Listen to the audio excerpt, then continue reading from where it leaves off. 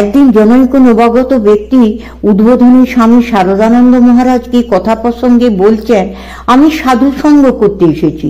স্বামী শারদানন্দ মহারাজ বললেন, তা তো করতে এসেছো, কিন্তু ঠাকুর যখন দক্ষিণেশ্বরে ছিলেন, দক্ষিণেশ্বর কালীবাড়ির ঠাকুর, চাকর, বামুন 24 ঘন্টা তাঁর সঙ্গে থাকতো এবং দক্ষিণেশ্বরবাসী, পাড়া প্রতিবেশী যারা সর্বদা সেখানে আসতো, ঠাকুরকে দেখত, তাদের কারো জীবনে যে বিশেষ কিছু পরিবর্তন হয়েছে এমন দেখা যায়নি। সুতরাং ঠাকুরের প্রদীপ্ত সান্নিধ্যে থেকেও তাকে জানতে পারা যায়নি। সেক্ষেত্রে আমরা তাকে বুঝে ফেলবো এই কল্পনা একেবারে অলীক, আকাশ কুসুমের মতো। অবতারকে কেউ বুঝতে পারে না। অবতার সম্বন্ধে ঠাকুর বলছেন, একরকম গাছ আছে জানো, ঠিক দেখতে গাছের মতো, ডালপালা, ফল, ফুল সব হয়, কিন্তু সেটি কি গাছ তা কেউ জানে না। তাই লোকে তাকে বলে অচিন গাছ, কেউ চেনে না, এজন্য তার নাম অচিন। অবতার যখন আসেন তিনি ওই রকম অচিন গাছ হয়েই আসেন, আমাদের সঙ্গে মানুষের মতো ব্যবহার করেন, কিন্তু তিনি মানুষ হয়েও যে মানুষ নন এ কথা বুঝতে পারে কে? তাঁর কৃপায় যে তার স্বরূপ ধারণ করবার চেষ্টা করে, একটু সার্থকতা লাভ করেছে, সে পারে। তার মাপকাঠি দিয়ে সে যখন বুঝতে যায়, সেই সীমিত মাপকাঠি দিয়ে যতটুকু বোঝা সম্ভব ততটুকুই বুঝতে পারে। একটি উপদেশে ঠাকুর বলছেন যে একজন জহুরি তার ভৃত্যকে একটি বহুমূল্য রত্ন দিয়ে তার বাজার দর যাচাই করে আসতে বললেন। সে বাজারে যেখানে তরিতরকারি বিক্রি হয় সেখানে গিয়ে এক বেগুনওয়ালাকে বললে, এটা কি দাম দেবে বলো তো?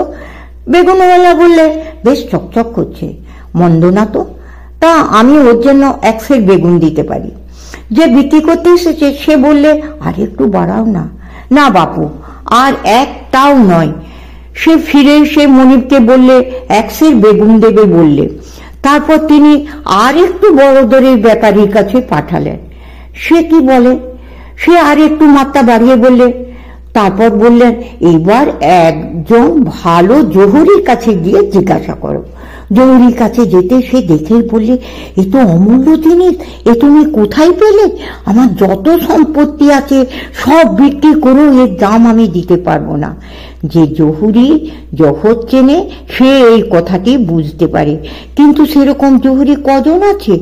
আমরা সাধারণ মানুষ অবতার সম্বন্ধে কতটুকু বুঝতে পারি, কিন্তু অবতারকে জানবার সামর্থ্য যদি আমাদের নাই থাকে, তাহলে অবতারের আমাদের কাছে আসার সার্থকতা কি? তাঁর আসা না আসা তো সমান হয়ে যাচ্ছে, তা নয়? ভগবান মানুষের মধ্যে মানুষের বেশে আসেন, আর তাঁর এই আসার ফলে মানুষের একটা নতুন দৃষ্টি উন্মোচিত হয়।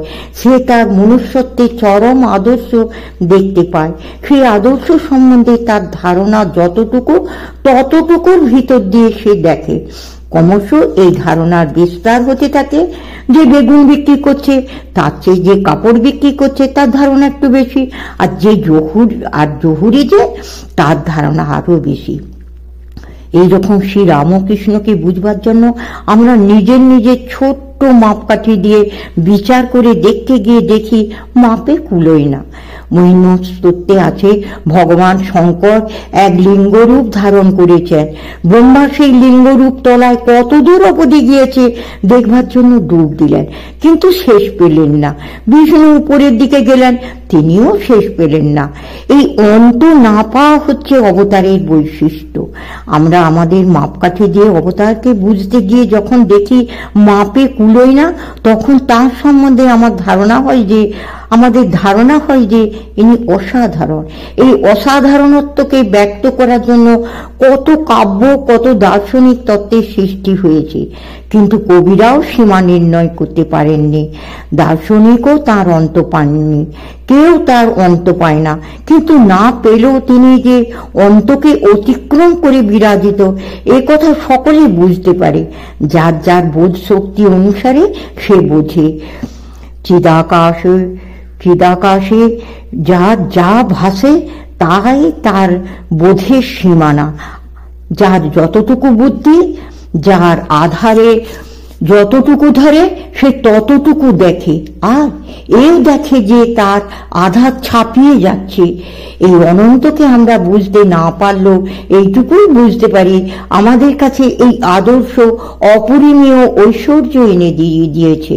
কারণ একে অবলম্বন করে, একে বুঝতে চেষ্টা করে ক্রমাগত আমরা আমাদের আধারকে প্রসারিত করে যাচ্ছি। ভগবান কখনো সেই আধার সীমিত হয়ে যাবেন না, কিন্তু আমাদের আধারটা বড় হচ্ছে। ভগবান আমাদের কাছে ধীরে ধীরে আত্মপ্রকাশ করছেন, আমাদের অন্তরকে প্রসারিত করছেন।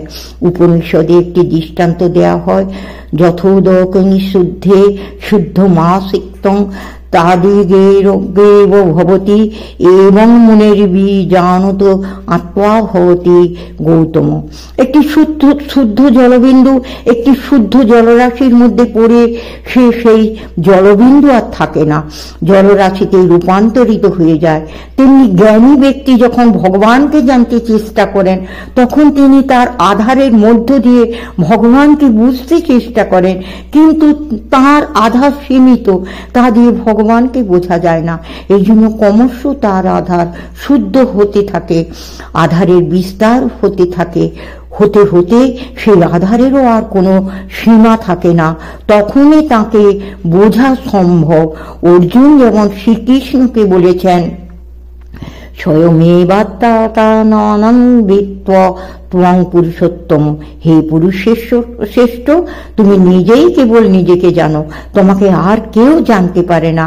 জানবার আর উপায় নেই, কারণ সকলেই তার সীমিত আধারে তাকে ধরবার চেষ্টা করছে।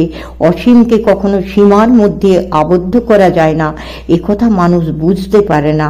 সে এই চেষ্টা ক্রমাগত করে যাচ্ছে, এবং তার ফলে কি হচ্ছে? তার অন্তরের বিস্তার হচ্ছে। বিস্তার হতে হতে যেমন ভগবান অনন্ত, তেমনি তার হৃদয়টা অনন্ত হয়ে যাচ্ছে। যেমন ওই জলবিন্দুটি জলরাশিতে গিয়ে জলরাশির রূপ ধারণ করছে, এইভাবে ভক্ত ভগবানের চিন্তা করতে করতে তার সীমিত ব্যক্তিত্ব আর থাকে না, সে তখন অনন্ত হয়ে যায় ক্রমশ।